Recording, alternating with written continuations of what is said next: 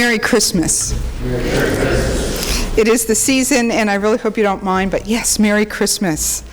It was a wonderful Advent. If you were here for Christmas Eve, it was an amazing Christmas Eve 5 o'clock service with a lot of children and a manger, and it was incredible. And 10 o'clock, there was a lot of incense in Regis's office. A lot of incense in Regis's office. And for me, at least, this was my first Christmas as an ordained priest. And at my age, I am really excited to have some firsts that I'm really looking forward to. And this was a great first to have, so thank you. In my family, everyone has their own birth story about the night they were born or their circumstances of coming into being.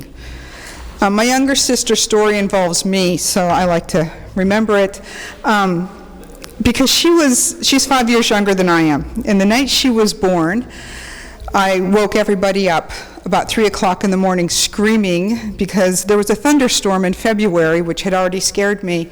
And I went down, and my mom and dad were gone. And so I started screaming even more, and I ran upstairs, and my oldest sister, who was 20 at the time, who had a lot of experience with getting new siblings, explained, "Oh, Mom and Dad just went to the hospital," which scared me even more. And so we were all like in the living room, kind of all tither, and my dad walked in, and my older sibling said, "So what did she have?" And my dad said, "I don't know, I dropped her off and came home." It was 1967. So a couple years later, my oldest cousin, being my oldest cousin, I was 10 and everything was kind of booming and popping and not going right. I'd gotten glasses and my teeth were too big and my face was too small and nothing was right. And my oldest cousin looked at me and she said, "Well, you know, your mom really never wanted to have you." And I came home horrified and I said, "Mom, Valley said," and she's like, "Well, it was a dark and stormy night." And I said, "Well, what does that mean?" And she said, "Well, your father and I were supposed to go to a dinner, and all the kids were gone, and they were staying at your aunt and uncle's house, and then there was a flash flood, and the power went out, and there was nothing else to do." And 9 months later, I was born. So, birth stories. And as a historian, which is my other job, the idea of time is something I wrestle with on a daily basis. Not only what happens, because I have students who come in and say, "If I learn all the dates, will I get an A in this class?" And I said, well, dates are just kind of the nuts and bolts of history. You should know why things happened, or why they happened at this time, or what makes this thing important. But I say the foundational question in history is, why does this thing happen at this time? So I've been considering birth stories and time relative to today's reading for quite a while, because I think we need to recall or realize that John's story in today's gospel is John's nativity story. When we consider the other gospels, in Matthew, he just ignores the nativity and jumps right into Jesus' ministry. Mark starts with Joseph wrestling with, should I marry Mary or not? And then we get our nativity story that we celebrate and we use on Christmas Eve, the story from Luke, which is a rather straightforward story, kind of like my mother's. Angels coming, reassuring us that we should be married, Mary's pregnancy, a trip to Bethlehem with a 9-month pregnant woman on a donkey, a star in the east, and some visitations. They are all a variation on the same theme. Jesus was born to a woman, lived in a family, and all of this action was sanctioned by and through God. And then we have John's account. In John's nativity story, he begins with a celestial view of time.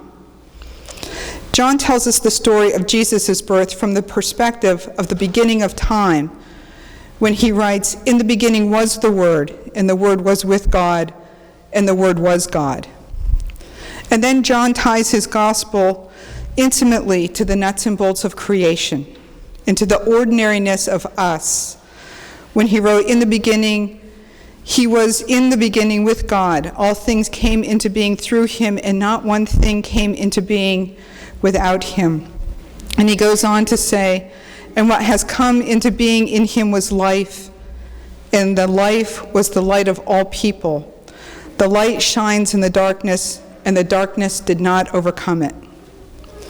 John answers that historian's question, why this thing at this time, by dismissing the notion of time.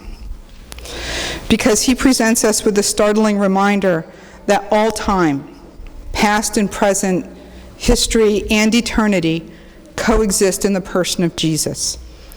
For John, the incarnation, the story of the eternal Word, is the story of the Word made flesh, that Emmanuel, meaning that God is with us, that God has always been with us, that in the incarnation of Jesus, humanity meets eternity, both there and then and here and now.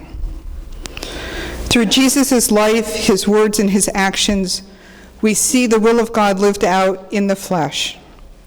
John's prologue connects this time, his time, and our time to all time. For John, the manger is the nexus of when the Word became flesh. God did not send us Jesus as an ordinary prophet or merely to redeem a handful of people in Bethlehem at that time, but to redeem all of creation for all time. The redemption of the world involved those who were present. It involved Mary and Joseph and all of the visitors, the angels, the shepherds. Thank you, Colette, the midwife who must have been with Mary, and all the wise men around us. They all came. They paid homage. They revealed their secrets. They returned to their work, and they were both changed and unchanged by the experience at the manger. The angels returned to heaven, the shepherds returned to their fields, and the wise men went back east. Following their visits, nothing changed, except all that they had experienced changed everything they had known. So my question for us is, what changes when we visit the altar or when we visit the manger? Even though God, creator of the universe, slipped into our world on Christmas night a sliver of God's own shining light of hope, that whisper of hope was so fragile, to even utter it would have destroyed it. God had done the improbable. God gave us hope in this world. We could continue our ordinary lives, as mundane as they are, and nothing will change, or we could allow Christmas to change us forever. And that, brothers and sisters, is what Christmas is about. But living on that emotional high is hard work. And maybe you, like me, are experiencing a kind of post-Christmas letdown. And maybe I'm projecting a bit too much, but I really don't look forward to the dark days of a western Pennsylvania winter. Long gray days and cold nights and possibly snow. And as I was preparing for a course on the history of Christmas a number of years ago, I came across the oratory by W.H. Auden, who captured my after-Christmas feelings perfectly with his long poem, For the Time Being. In this work, Auden looks past the commercialization of Christmas and dives into how the incarnation changes everything. He transcends our ability to make the season just about what we buy or what we get, and instead reminds us what Jesus' birth gave us. He ends his oratory with, well, so that's it. Now we must dismantle the tree, putting the decorations back into their cardboard boxes. Some have broken, and carry them back up to the attic. The holly and the mistletoe must be taken down and burnt, and the children got ready for school. There are enough leftovers to do, warmed up, for the rest of the week. Not that we have much of an appetite, having drunk such a lot, stayed up so late, attempted, quite unsuccessfully, to love all of our relatives, and in general, grossly overestimated our powers. Once again, as in previous years, we have seen the actual vision and failed to do more than entertain it as an agreeable, possibly one again we have sent him away, begging, though, to remain his disobedient servant. Auden wrote this for the time being, for a time like today, an early winter post-Christmas malaise kind of day, a day when the excitement of the holiday has passed and we were getting ready to return to our everyday lives. And for the time being, Auden gives us his personal understanding of Christianity, of how God became flesh in the body of Jesus. Like John, Auden recalls how much everything changed with creation and acknowledges the work that we still have to do, especially when he wrote, "To those who have seen the child, however dimly, however incredulously, the time being is, in a sense, the most trying time of all. For the innocent children who whispered so excitedly outside the locked door where they knew the present to be, grew up when they opened it. Now recollecting the moment, we can repress the joy, but the guilt remains conscious. Remembering the stable where for once in our lives, everything became a you and nothing was an it." Auden wrote the poem in several parts over a number of years, starting in England's darkest hours in 1940, and didn't offer the first performance of the poem until 1944, in December. It was then, during the Battle of the Bulge, that rumors of the death camps were just beginning to spread more generally around the Allied troops. When it was made known that the its that were made by Nazi Germany were about to be discovered and become the unforgettable yous by a disregarded world. For Auden and the rest of the world, the horror of the Holocaust was about to be laid bare to the world, who would cry out, "Never again." So Auden concludes wearily, "There are bills to be paid, machines to be kept in repair, irregular verbs to learn, the time being to redeem from insignificance. The happy morning is over. The agony of night is still to come. The time is noon, when the spirit must practice his scales of rejoicing without even a hostile audience, and the soul endure a silence that is neither for nor against faith, that God's will be done." Auden, like John, reminds us, in spite of all that Jesus' birth did for us, nothing changes unless we change. John reminds us that God coming into our world changes nothing unless we continue the work of Christmas.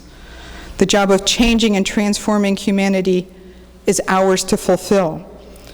We are the ones called to love without boundaries, for it is in helping others to see that their life matters, that it matters to God and it matters to us, that we are doing God's work. That God's work is done through the work of our hands. That John and Auden remind us that now more than ever, the world needs Christmas and the world needs us. Not the angels or the shepherds of movies and Hallmark cards, but the us. The real, messy, unsure, and often fearful carriers of the Christmas message. Now more than ever, the world needs us, the followers of Jesus, to step out of our places of comfort and proclaim in our actions God's favor, God's hope, and God's love. And this is really hard work. For many of us, for me, it's much easier to confine Jesus to a couple holidays a year and maybe an occasional Sunday morning than to invite the light of Christ into every area of my life. But the light of Christ, Auden and John know, is the light that will shine into and onto our darkest places. I know I have parts that I hope no one notices, and maybe you do too. Especially the parts of my life that I'd like to keep in the back of the closet with those old things I forgot to donate or thought I had already sent to Goodwill. Are we ready for the light of Christ to shine there too? The calendar says today is the 4th day of Christmas, that our celebration is almost half over. And Auden reminds us now we must dismantle the tree, putting the decorations back into their cardboard boxes. But the light of Christ was not meant to be packed away in the attic with other decorations. The love of God, as it shines through Jesus, was meant to take root in our soul and shine through our fingertips. And it still can. And Christmas will last if we make room for it in our everyday life, for light to shine in our own darknesses. Amen.